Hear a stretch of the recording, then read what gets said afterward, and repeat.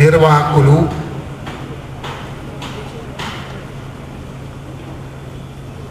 ప్రధానంగా జాన్ గారు,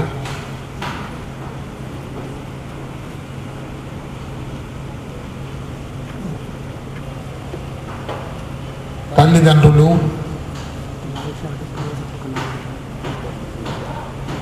నా తోటి విద్యార్థులు,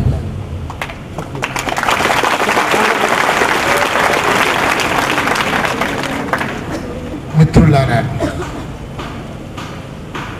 నన్ను పరిచయం చేస్తూ మిత్రుడు జాన్ గారు నాకు ఐఐటికి సంబంధం అని చెప్పారు. కానీ నేను ఈ ఐఐటిలో చదువుకోలేదు. ఐఐటి రామయ్యగా చేసింది ఆంధ్రప్రదేశ్ విద్యార్థులు అని మనం చేస్తూ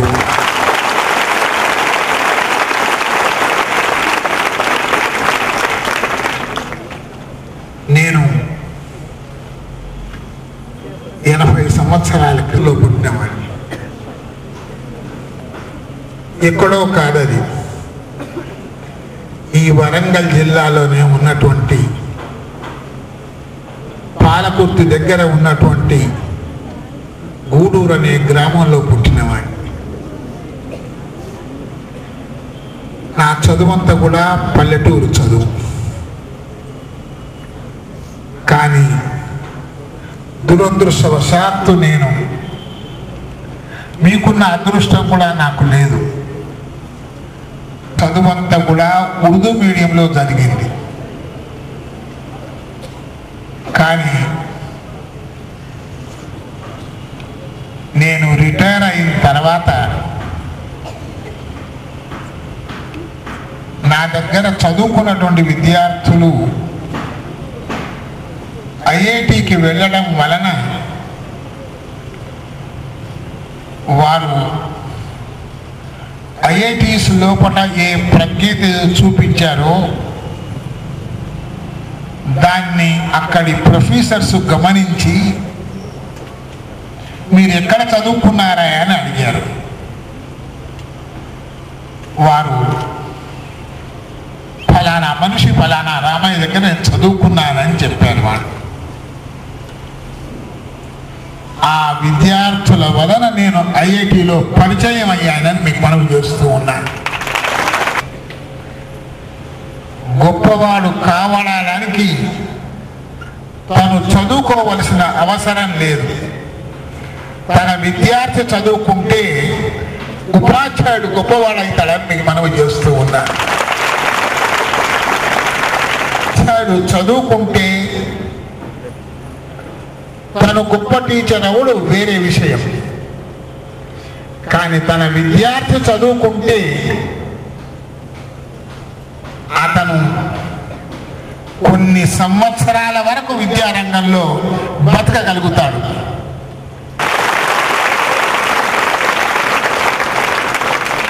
ఈనాడన్నిటి కూడా మీ ముందు నిల్చునే శక్తి ఎలా వచ్చిందంటే ఈ 60 సంవత్సరాలు పిల్లల మధ్య గడిపాను కాబట్టి.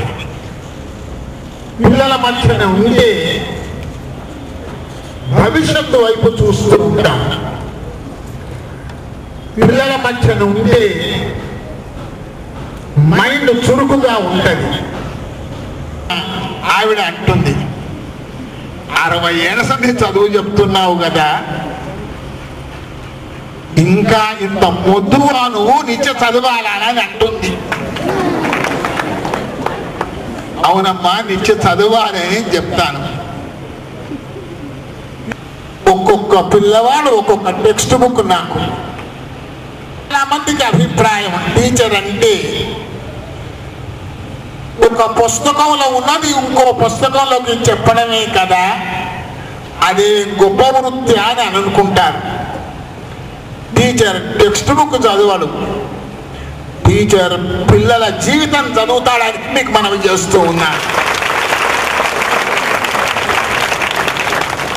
ఈ సంవత్సరం పిల్లవాడు రాగానే ఇతని బ్యాక్గ్రౌండ్ ఏమిటి, పల్లెటూరు నుంచి వచ్చాడా, పట్టణం నుంచి వచ్చాడా? అతను గుడిసెల నుంచి వచ్చాడా లేక బిల్డింగ్ నుంచి వచ్చాడా? అతను కడుపు నుంచి వచ్చాడా లేక సంపన్న వర్గం నుంచి ఆకలి తెలియని మనిషి ఇతను? ఉపాధ్యాయుడు ఇవి చూస్తాడు. చాలా మందికి తెలియకుండా చాలా మందిని ఏమనుకుంటారంటే ఇతనికి ఎందుకు అని అనుకుంటాడు. పిల్లవానికి ఆకలి అవుతున్నప్పుడు అతనికి మనం ఎంత చెప్పినా కానీ ఆ పాఠం బోధపడదు. ఈ యొక్క ఆర్థిక యొక్క ఉత్పత్తికి ఏమి సంబంధము అని అనుకుంటారు. నేను చదువుకునేది A+B కదా, దానితో వచ్చేది A² - B² కదా, దీనికి కొన్ని ఉత్పత్తికి ఏమి సంబంధము అని అనుకుంటారు. కానీ దీన్ని ఏ విధంగా అన్వయించుకుంటాడో అది చాలా ప్రధానం. మిత్రులారా, ఈ స్కాలర్షిప్ ఎందుకు పెట్టారు? ఇంకా మీరు ఇంకా ఆలోచిస్తుంటే అతను ఆడపిల్లల మీదనే ఎందుకు పెట్టాడు? ఆడపిల్లల పెరుగుట వలన, ఆడపిల్లలకు స్కాలర్షిప్ చదువుకొచ్చుట వలన మొదలు నా దేశం యొక్క ఫర్టిలిటీ పెరుగుతుంది.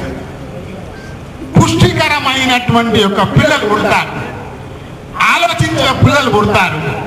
మగ పిల్లవాడు చదువుకుంటే తనే బాగుపడతాడు, ఆడపిల్ల చదువుకుంటే ఒక తరం బాగుపడుతుందని మీకు మనం ఏదండి పోరాడతాం. దేనికోసం? దరిద్రానికి వ్యతిరేకంగా పోరాడతాం. కాబట్టి దయచేసి ఇచ్చిన స్కాలర్షిప్లన్నీ కూడా ప్రోత్సాహకరమని తీసుకొని నేను దేశానికి ఉపయోగకరమైన మనిషిగా తయారు కావాలనే ఉద్దేశం కలిగించుకోవాలని మీతో మనవి చేస్తున్నాను. అవకాశం ఇచ్చినటువంటి జాన్ గారికి మరొకసారి కృతజ్ఞతలు చెప్తూ సెలవు తీసుకుంటాను.